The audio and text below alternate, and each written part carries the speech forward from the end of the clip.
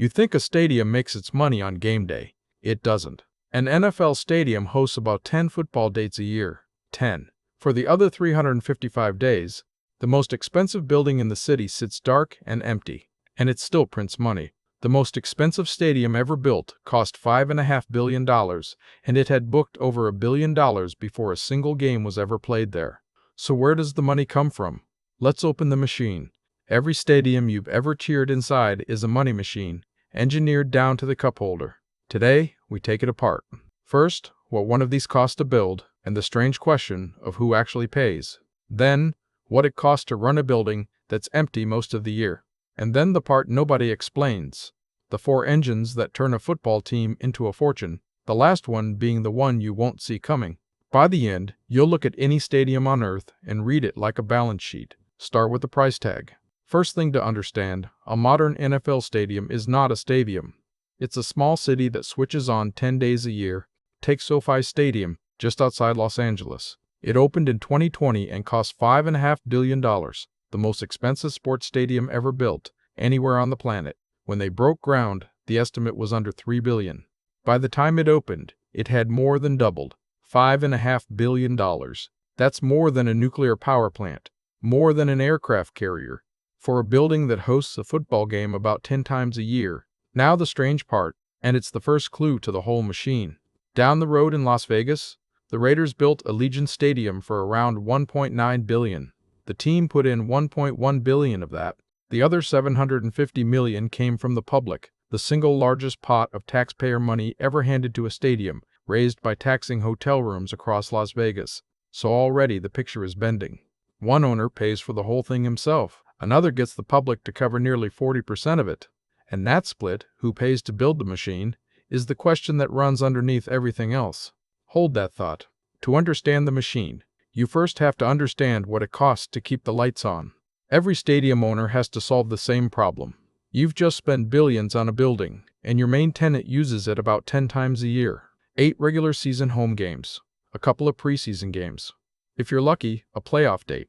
Add it up, and a football team lights up its own stadium for roughly 10 afternoons out of 365. And the building doesn't care that it's empty. The turf still needs water and light. Security still walks the concourses. The roof, the screens, the miles of plumbing and wiring, all of it needs power, maintenance, insurance, and staff, crowd or no crowd. A stadium this size can burn tens of millions of dollars a year sitting there. On paper, this looks like the worst business on earth. A $5 billion building.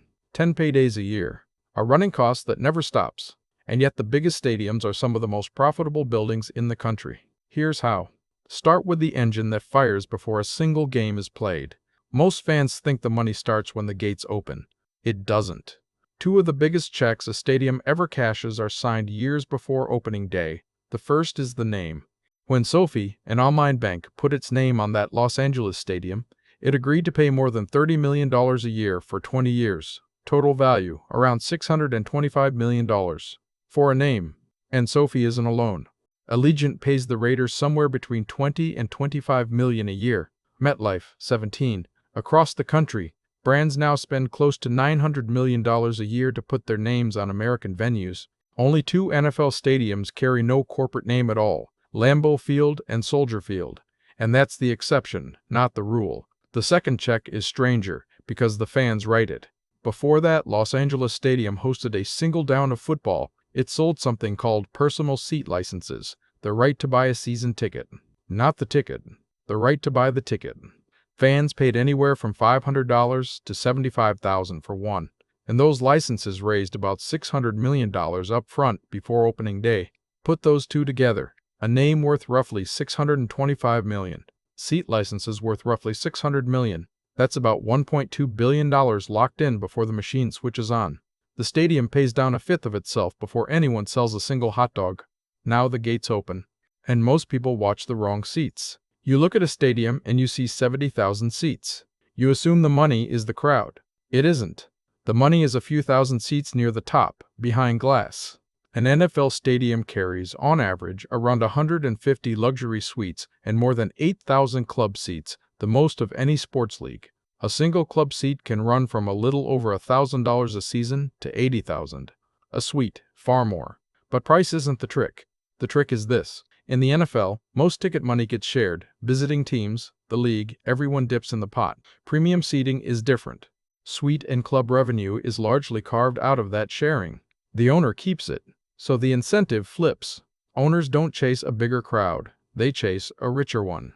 That's why new stadiums keep shrinking, the cheap seats and stacking more glass boxes. Every suite is a seat whose money isn't split with anyone. The regular crowd fills the shot for television. The premium level fills the owner's pocket. Remember the 355 empty days? This engine fills them. A football team only needs the building 10 times a year, so the owner sells the other days to everyone else. Concerts, college football, international soccer, motocross, conventions, weddings, corporate buyouts. If it draws a crowd, it can rent the bowl. And this isn't loose change.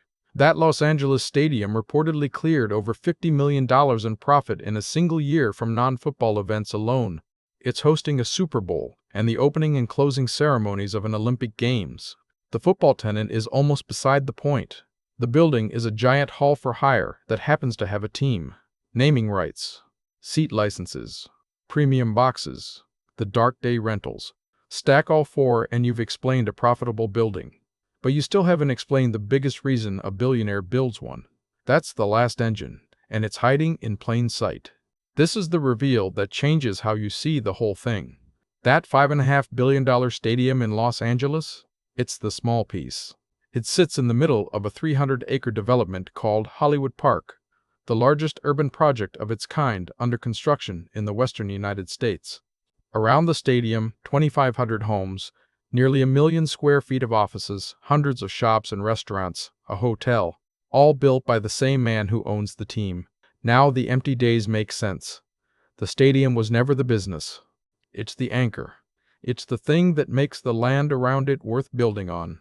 Drop a world-famous stadium onto cheap ground, and the apartments, the offices, the hotel, the shops, all become premium real estate, feeding rent to the owner 365 days a year. And it's not only Los Angeles. In Atlanta, the Braves wrapped their ballpark in a district called the Battery. In one recent year, that real estate added nearly $100 million in revenue, rent, parking, advertising, climbing about 45% year over year. The team's real fortune isn't the game anymore, it's the neighborhood. Which brings us back to the first clue. Remember who paid to build these? Often, the public, hundreds of millions in taxes. Across 50 years, governments have poured more than $30 billion into stadiums, usually covering most of the build. The city takes on the cost and the debt. The owner takes the name money, the seat licenses, the suites, the events, and the real estate empire that rises around it. An old stadium made money when the team played. A modern stadium makes money whether the team plays or not, and sometimes whether you ever buy a ticket or not. Let's total it up. Here's the machine scorecard for a flagship NFL stadium. For a flagship stadium and the district around it, the real take can run into the hundreds of millions of dollars every year, most of it off the field. Because the genius of the modern stadium isn't the roof, or the screens, or the team. It's that they learn to make the building pay even when it's empty. The game fills the seats 10 days a year. The real estate fills the ledger.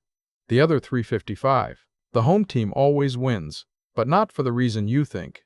If this changed how you see a stadium, imagine what's hiding inside every other giant you drive past. Next time, we open up the theme park that sells you a $40 ticket and makes almost all its money after you're already through the gate. Subscribe so you don't miss it. And tell me in the comments, which money machine should we open next? Every giant thing you see hides a money machine. We open it. See you next time.